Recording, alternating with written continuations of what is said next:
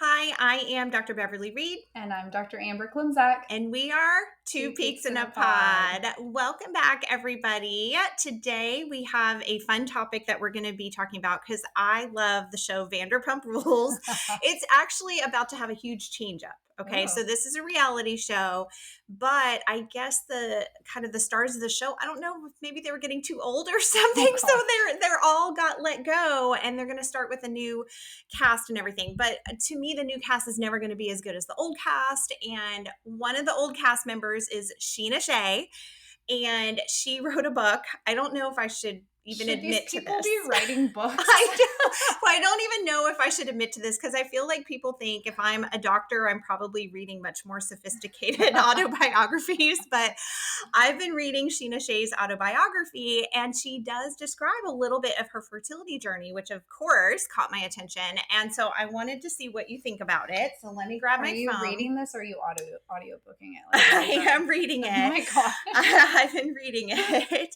That's a lot of effort for Scheana Shay. That's right. She's got one fan. I actually am surprised. I didn't think I would like it. It was a pretty good book. She's definitely dishing out the details. But some of them my heart goes out to her. It's pretty sad. She explains that when she was pregnant, her husband cheated on her. Oh, this was not in the show. She kept this as a secret, but kind of is telling all for the book. So I definitely feel bad for her. But in her book, so she says that her doctor told her her AMH levels, the hormone that determines egg count, should have been, her doctor gives her a range of between 1.4 and 4.2, and hers was 0.26. That is low. Okay, pretty low, right? Yeah.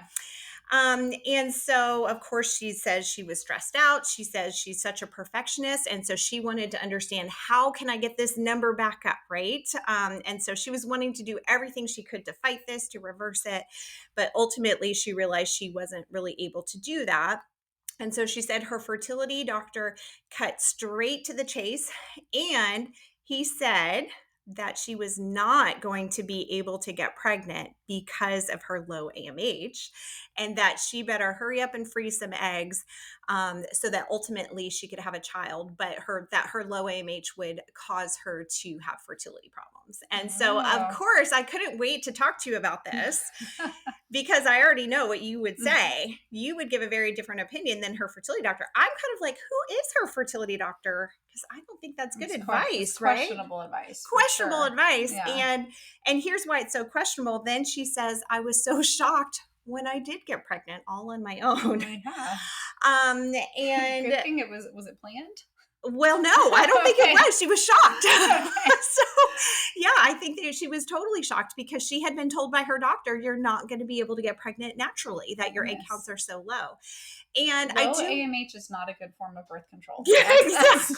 Just 100% out there. Absolutely. Yeah. So I wanted to get your take on this. So let's pretend I'm Scheana Shay and I'm your patient. You are, celebrity doctor to the stars here. And I'm stressed out because I come to you and I say, my OBGYN checked this level on me is 0.2. What do I do? Am I going to be able to get pregnant? Yeah, absolutely. Okay. I see this patient a lot, actually. Yeah, I think we get referred for this. There's many women, I think, that just want to get, I'm just curious, how's my fertility, right? Ask your OB and they check this number for you. And then if it is low, you kind of have panic onset. And can I even say too, I think what's challenging is a lot of patients can now order this testing on themselves, even without seeing an OBGYN, right? Totally. So maybe that's stressful. There's certain companies, you can do this at-home testing. You can get the test done, you can get the results, but then you panic when you don't know what the results mean, right? Right, exactly. So if I have a patient that comes to me with low AMH, first of all, we kind of talk about what are their goals, right? Are you looking to get pregnant right now? Have you been trying to get pregnant? Are you wanting to get pregnant in the future? Or maybe it's in the far future, things like that, right? And then I do some counseling about what AMH means and what AMH doesn't mean, right? Yeah. And so, for example, for the patient that maybe has been trying on their own, having low AMH by itself really is not a good explanation for why you wouldn't be successful at getting pregnant. That's not what we use it for. That's not really what it's indicative of, right? It's certainly not a good estimate of your ability to conceive moving forward either. So we have really nice studies to show that as well. We shouldn't be using it to assess fertility in terms of can you get pregnant, just like what this doctor was kind of telling to her. And so that's not what it's used for, right? What is AMH really good at? And what do the studies show us? They show us if you're going to go through fertility treatment, how likely are you to respond to medications that we use for fertility treatment? And how should we dose you on those medications? It's really a fertility tool that we fertility doctors use a lot. But not necessarily a good predictor of these things that are probably more important to you, right? You're probably thinking, can I get pregnant with this low AMH? The answer is yes, just like she's proven, this celebrity, Scheana Shay. Am I saying her name right? Yep, Scheana Shay. Scheana Shay. It has a ring to it, right? It is. Scheana Shay. Yeah. I'm wondering if that's a real name. Just like you saw with her, she was able to get pregnant with a low AMH. And so I think one of the most telling data sets that's out there is the study out of Duke, where they followed women and their AMH levels. And this is a really interesting study. They tracked women over time. They drew their AMH and they saw how many children did they have? How long did it take for them to get pregnant? There's been a lot of studies that have come out of this data set. And what they found is AMH is not correlated with your ability to get pregnant on your own or time to pregnancy. And in fact, when they released the data to the women that were in the study years later, there was a lot of women that called 5-6 years later saying, I just found out my AMH was really low when you took it. What do I do? And they say, well, are you okay? And they're like, yeah, I have four children. No problem. So Ann Steiner, this was the doctor that headed up this data set when she came and told us about this. I thought that was the funniest anecdote, that these women were like paranoid. And it's just like, but you have 4 kids. Yes, right. You're obviously okay. So I think that's really reassuring data Dr. Steiner is sharing with us, right? That you can still get pregnant with your low AMH. It's not something that we should be using to counsel women about that. However, let's say you're planning to maybe not have children for a long time in the future. And you're coming to see us because you're interested in fertility preservation. It is relevant for us in that setting, right? Because I would say, first of all, our answer to anyone who's considering egg freezing is do it. All right. Sure. It doesn't matter what your AMH is. Yeah. We pretty much always say, yeah, you should do that. And when's the best time? Probably right now when we're seeing you.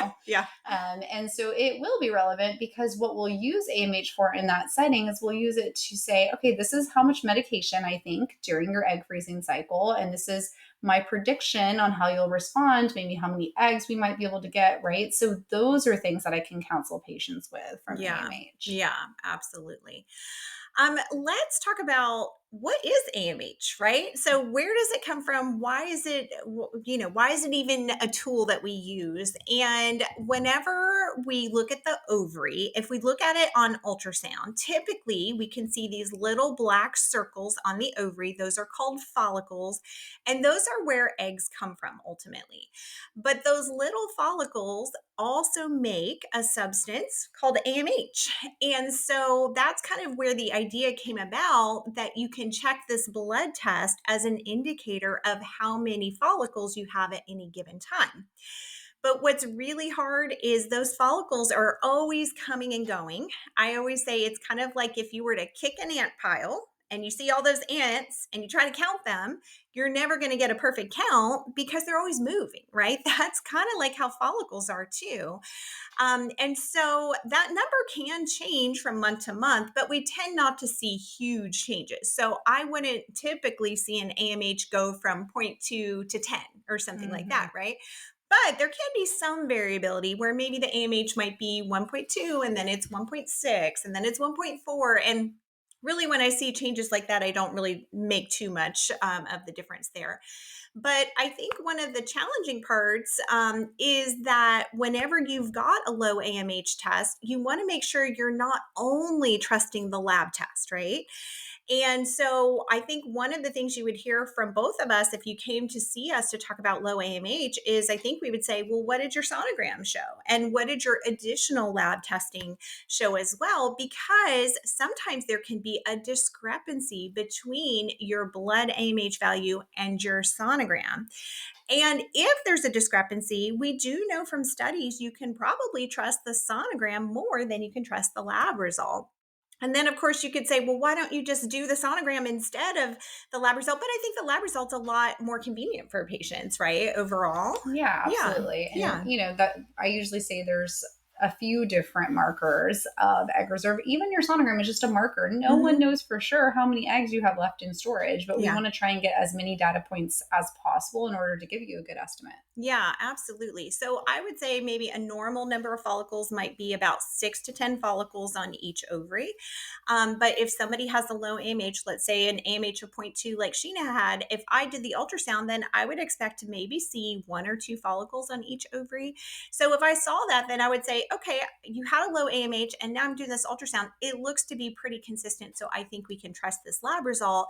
Versus, let's say you come in with a low AMH and I see 10 follicles on each side, then I would say, you know what? It could be that this lab result is essentially a false positive for you. And it's Right. hard because when that happens, we don't know why. It can happen to certain patients. But I think it's important that really, if you have a low AMH, it's at least worth a sonogram and perhaps some additional testing.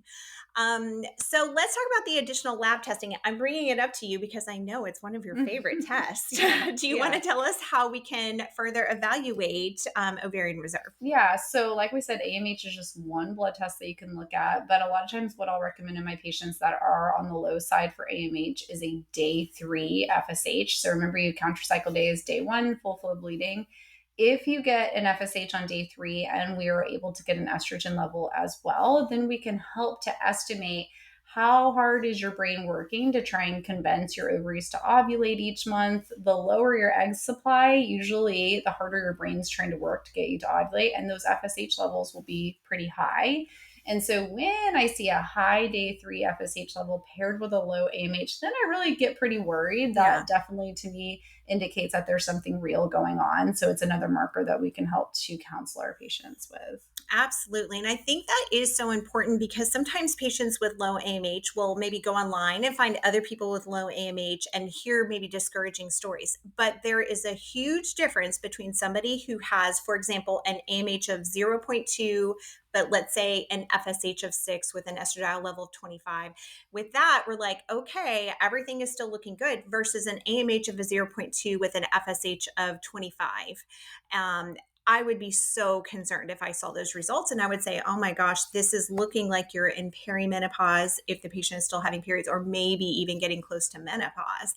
And so I do think that is another really important distinguishing factor there, because you don't want to be dismissive of anybody who has a low AMH. It can be important, especially if you're showing those early signs of perimenopause or menopause. Typically, the average age of menopause is 51. And so a woman usually enters perimenopause around age 46 or so. And so if we're seeing those signs way earlier, that can be a sign of premature ovarian insufficiency, which deserves its own kind of testing and treatment regimen as well. Yeah, definitely. And I think Mhm. the other important detail that FSH helps me to understand is maybe if we are concerned this is a false positive finding, Yeah. there's certain medications you might be taking, et cetera, that could suppress, for example, patients who have been on birth control pills for a long time. Maybe you're just getting your Hmm. AMH checked to see where your fertility is. It could be falsely low. Hmm. And if your FSH level is also really, really suppressed, then it makes me think, okay, well, Hmm. let's go off of your pills or, other medications and let's see if we get improvements in your AMH. So it can help us to interpret where you are. Yeah, absolutely. I think that's such a good point to just bring up things that can affect your AMH level. Birth control pills, sometimes even, and I know this is a little bit more controversial, but the IUDs that contain progesterone in them, sometimes I will see that be a little bit suppressive to the ovaries too. But it is important for you to know that even though those things like birth control pills or maybe a progesterone containing IUD, even though they may temporarily suppress your egg count level, it doesn't affect it overall. It's not like it drops your egg count levels lower than they otherwise would be at all. It is important because these types of things are pretty controversial these days, and so what's important to know is once you stop those things, your ovaries bounce back and your AMH will increase again if that was kind of what was causing the issue or the problem. So definitely important to know there. Um, How do you define kind of low egg counts? Because I do feel like there can be different definitions for low egg counts, and maybe age is a factor there too. So, how do you decide if you're going to tell a patient that they have low egg counts? Yeah, I know. This is actually really great Hmm. for me. So there are some criteria out there for Hmm. studies. So if you look at fertility studies, which probably our listeners don't read a lot of fertility studies, but maybe you do. Some of mine do. I feel like, yeah. Yeah, they have some criteria because for research, we really need specific definitions, right, Hmm. of diminished ovarian reserve or Hmm. low egg reserve. And so they have some criteria that exist that are out there, but quite frankly, I don't actually follow those for Hmm. me. It's more Okay. so I look at a person's age Hmm. and their status Yeah. and what I would expect to see for that particular patient. For example, like that person's doctor saying, I would expect your AMH to be between 1.4 Hmm. and 4. I can't remember things. Yeah. I'm like, where did he get those Exactly. numbers? Like, Yes. It's pretty I random, right? to me, Yeah. yeah, Yeah. totally Yeah. random. And so I really, if I have a 39-year-old, for Yeah. example, and they have an AMH, because I think that person said, it should be 1.5. If they have an Yeah. AMH of 1, I'm Yeah. like, hey, that's pretty good, like Yeah. for your age, Yeah. right? Or follicle counts. Or for example, I saw a patient who had a BRCA1 mutation Hmm. this morning, and we know BRCA1 can affect your egg reserve. Hmm. And I put in the probe, and she had 5 follicles on one side and 2 follicles on the other. And I said, wow, this is actually really good for your Hmm. age and your circumstance. Hmm. BRCA1 seems to have not really affected your Hmm. ovaries. She had undergone chemotherapy for Wow. breast cancer, and her ovaries have maintained their follicles, right? So it Amazing. really Yeah. depends on the patient, right? Yeah. Your age, your setting, in Yeah. terms of whether I think your egg supply is low. I see women that are in their 20s Hmm. who might have, like Dr. Reed said, 6 to 10 follicles on each Yeah. side. But if I see a 22-year-old with 6 follicles on each Hmm. side, I would say, hey, I think your egg reserve looks a little low for your age. Yeah. If you have nothing Absolutely. else going on, they're not on Yeah. birth control pills. So it Yeah. really depends on who I'm looking at in front of me. Yeah, absolutely. Yeah. I think I'm pretty similar to, I kind of think about two things. When I get those results back, I first ask myself, is the AMH low overall? Mm-hmm. And then is it low for their age? Mm-hmm. I know a normal AMH level is usually about 2.5 to 3. So, really, anybody who has an AMH, for example, of 1, then I'm probably going to say, hey, just so you know, your egg counts are a little bit on the lower side. Whereas if somebody's at like 0.5, then I'm kind of like, okay, it is really getting quite a bit lower, right? We try to maybe almost have a threshold for how concerned you should be based Mm-hmm. on whichever result. Um, but then I also think it's great because if you even Google AMH age chart, there's a great chart that can show you even percentile for each age what the AMH should be, and so I think that's helpful too. I again, like if you're, let's say you're, well, actually me, 46. I just checked my AMH. I think it was 0.5. Okay, so hey, 0.5 for a 46-year-old is really good, right? Whereas if I saw zero point 0.5 in a 25-year-old, I would be like, oh my gosh, that is way lower than what I would expect. And let's talk about it more. But the purpose is never to scare you or to panic you. It's more so that you can walk with the purpose in the direction that we would recommend for you. And I think a big part of how to interpret those results is oftentimes depending on your relationship status and whether you're wanting kids now or later. For patients that, for example, don't have a partner yet, it can be so stressful to find out this information. And I'm always actually reminded of a personal story of a friend. You see, I'm old enough that AMH kind of came out while I was a younger doctor. And so myself and a lot of other doctors were even drawing this test on ourselves to see what it was. And that was even really before we knew much about what AMH meant. And so one of my friends who's a doctor, drew it on herself, and she was so upset because her results were very low. I think probably like a point 0.2 or something. And she was actually in just a fresh relationship with somebody, and she stressed herself out so much. She said, oh my gosh, I'm going to go try to freeze eggs right away. But as we'll talk about, when you have low AMH, sometimes you don't get a great yield. And so her clinic that she went to, I think, was only able to freeze 2 eggs for her. And she thought, gosh, these are not going to work, very discouraged.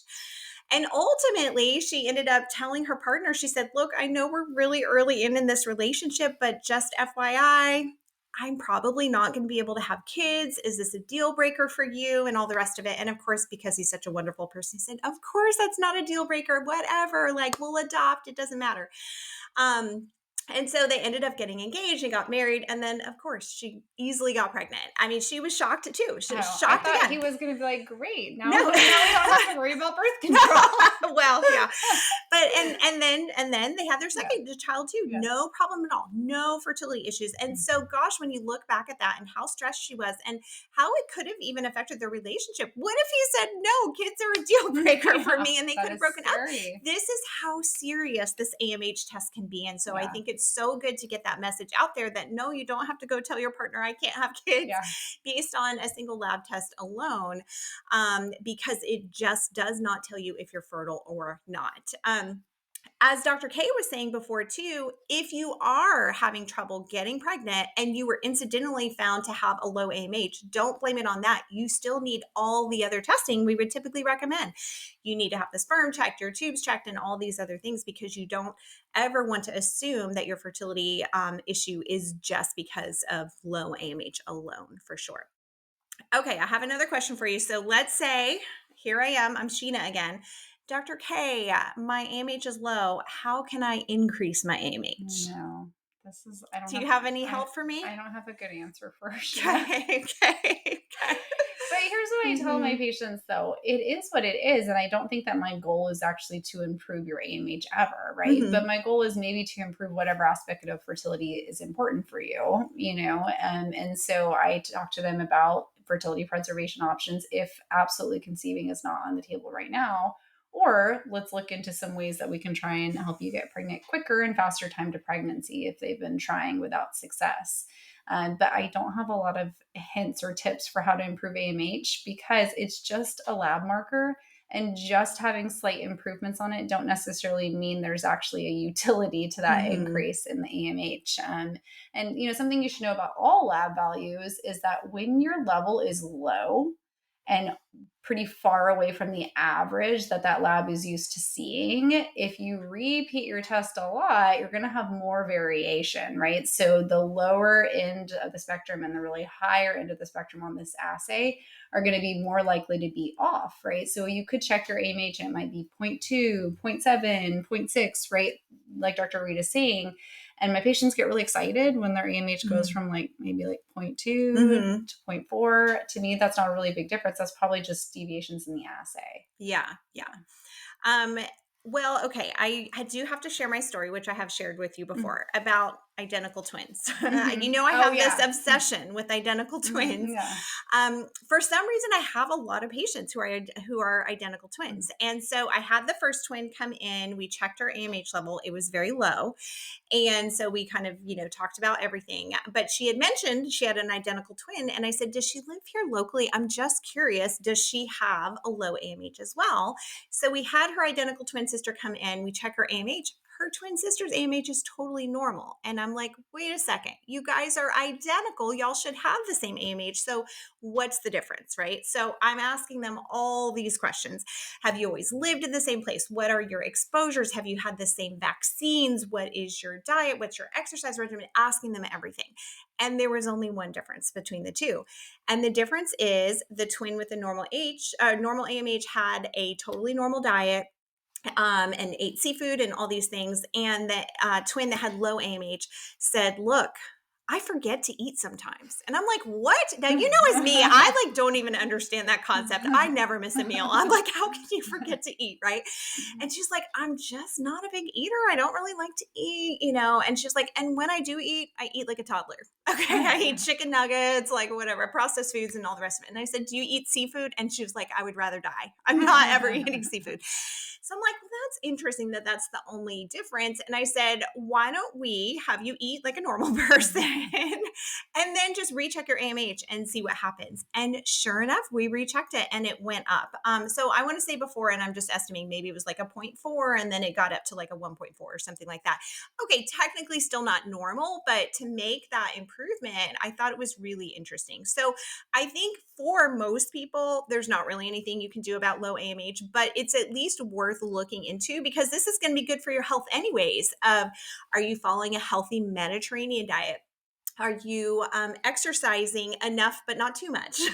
Are you avoiding all of the toxins? I will say, Scheana Shay says in her autobiography, she's doing a lot of, she drinks, she does drugs. Like, I mean, Okay. she does. So there was a lot going on, right? I think in her case, Yeah. she probably could use some help there. We know smoking can lower your AMH. I highly suspect alcohol really damages the ovaries too.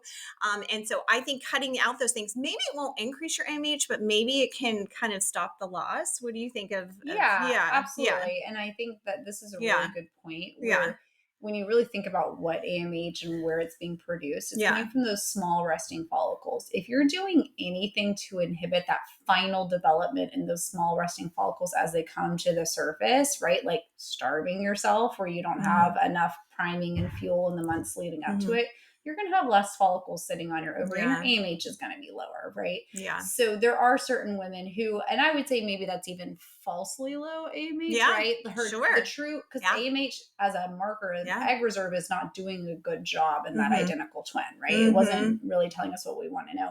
Her yeah. supply is actually probably pretty normal, maybe low normal, but not severely impacted. But she is Yeah. affecting her marker. Yeah. Oh, Yeah. absolutely. Yeah. Yeah. So I think that's interesting. And then, my newest interest, which I just shared with you yesterday, is really trying to dig into nutrition more.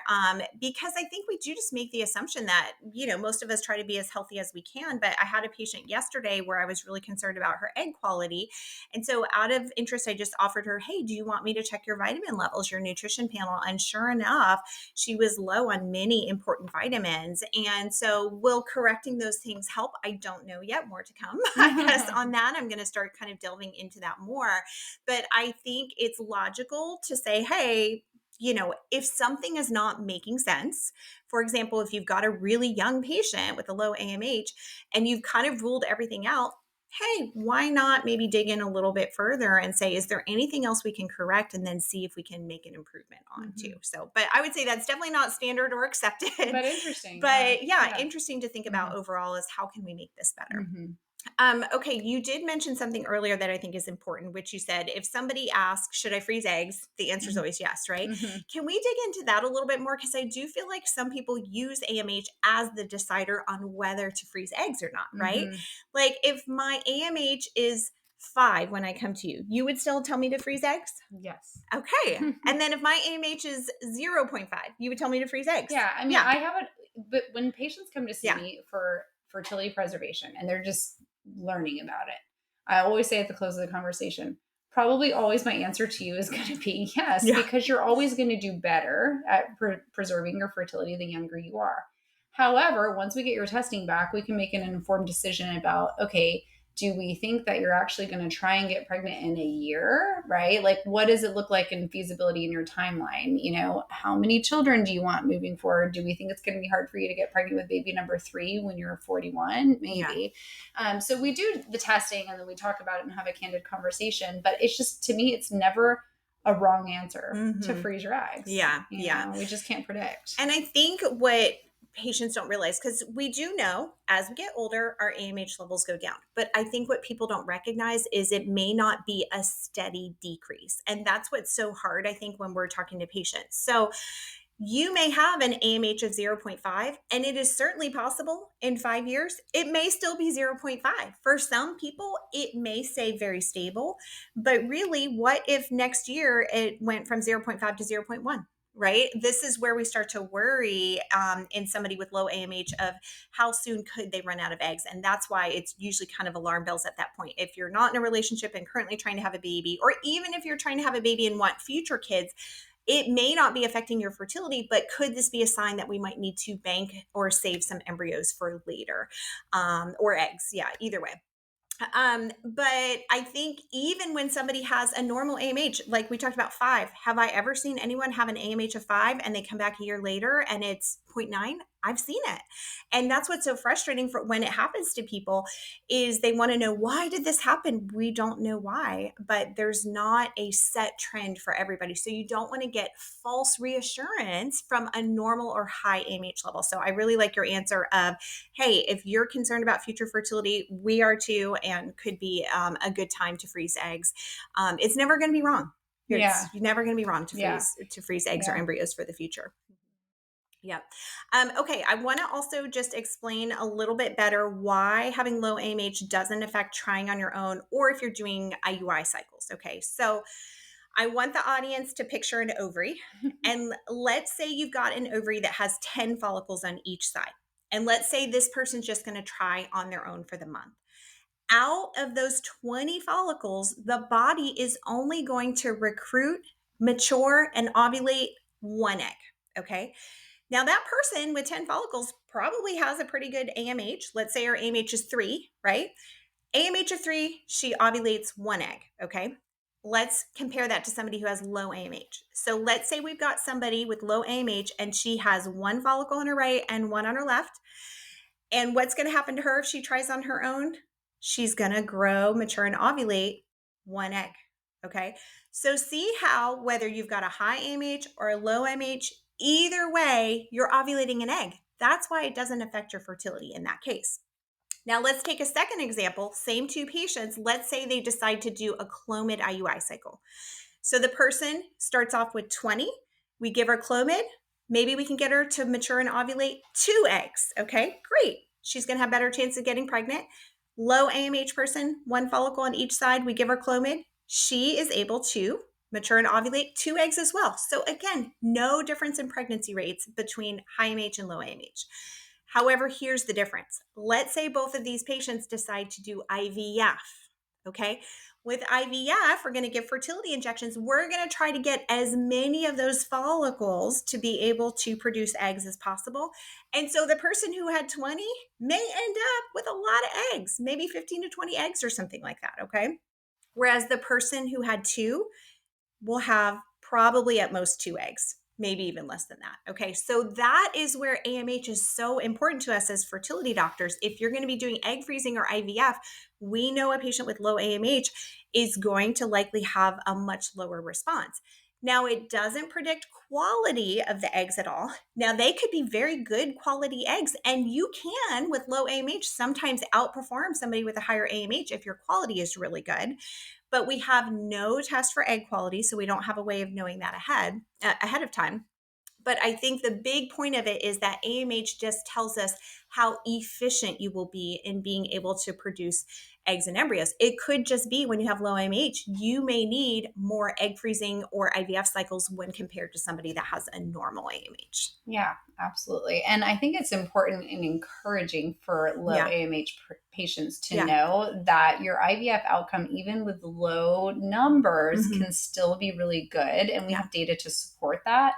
That young women with diminished ovarian reserve have egg quality, right? Or really as a surrogate marker, looking at number of normal genetic embryos they can make or percentage of normal genetic embryos they can make with IVF similar to their peers. So if you're 30 and you have a low AMH, still probably the quality of your eggs is like your other peers that are 30. You don't Yeah. have low egg quality and quantity problems typically, although I do see it. Yes, Yeah. absolutely. I mean, just to give you an extreme example, let's say my AMH was 5 and I'm 46. Would you rather do IVF on me with an AMH of 5 at age 46 or do IVF on somebody who's 25 with an AMH of zero point 0.5? Which would you want? 100% the 25-year-old. Exactly, Yeah. right? They are going to have much better chances of being able to get pregnant because we know quality is the number one factor. And so, really, I would rank age, then AMH as, important factors for IVF success. Yeah. So, okay, good. Okay, well, we hope this is really helpful for you guys. If you would be so kind, we'd really appreciate if you would leave us a positive review on whatever you're either watching or listening to us on, whether it's podcast, YouTube, or whatever. And or if you are a patient of ours, we would love if you went to our Peak Fertility Google site and left us a positive review. And we hope you guys have a great week. Bye. Bye.